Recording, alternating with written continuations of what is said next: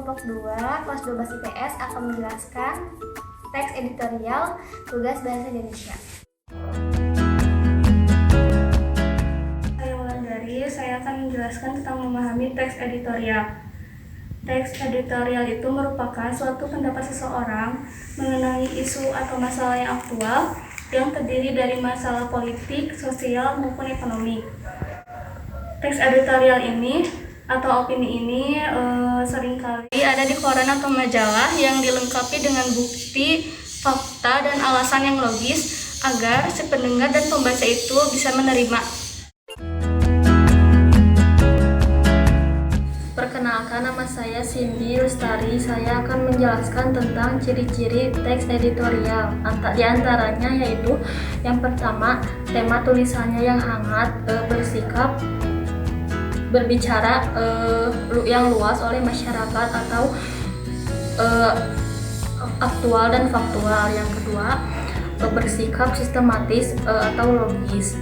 Ketiga, tajuk rencana merupakan opini yang sangat argumentatif. Yang keempat, menarik untuk dibaca karena penggunaannya yang sangat jelas, padat, dan singkat. Perkenalkan, saya Herawati. Saya akan menjelaskan tentang kaidah kebahasaan dalam teks editorial. Yang pertama itu ada adverbial, yaitu ditujukan pada pembaca untuk meyakini sesuatu apa yang dibaca dan dipahaminya. Yang kedua itu ada konjungsi, yaitu kata yang menghubungkan suatu teks.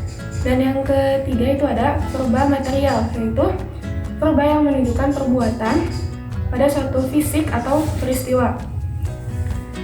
Dan yang keempat itu ada verba relasional, yaitu verba yang menunjukkan hubungan intensitas.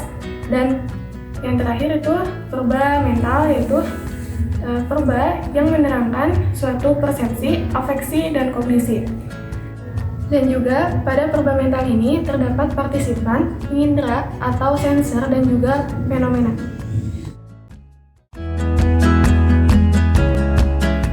Perkenalkan, saya Askena Fitri. Saya akan menjelaskan materi mengenai menyunting dan mengabstraksi teks editorial. Dalam menyunting teks editorial, ada hal-hal yang perlu diperhatikan. Contohnya, penyunting wajib mencari informasi mengenai kaidah teks editorial. Adapun struktur dan kaidah-kaidah teks editorial, yang pertama ada penghimpunan. Penghimpunan menunjukkan pertalian yang teratur antara bentuk dan makna kata. Lalu yang kedua ada reduplikasi atau disebut juga sebagai proses pengulangan atau penurunan kata dengan perulangan secara utuh maupun sebagian.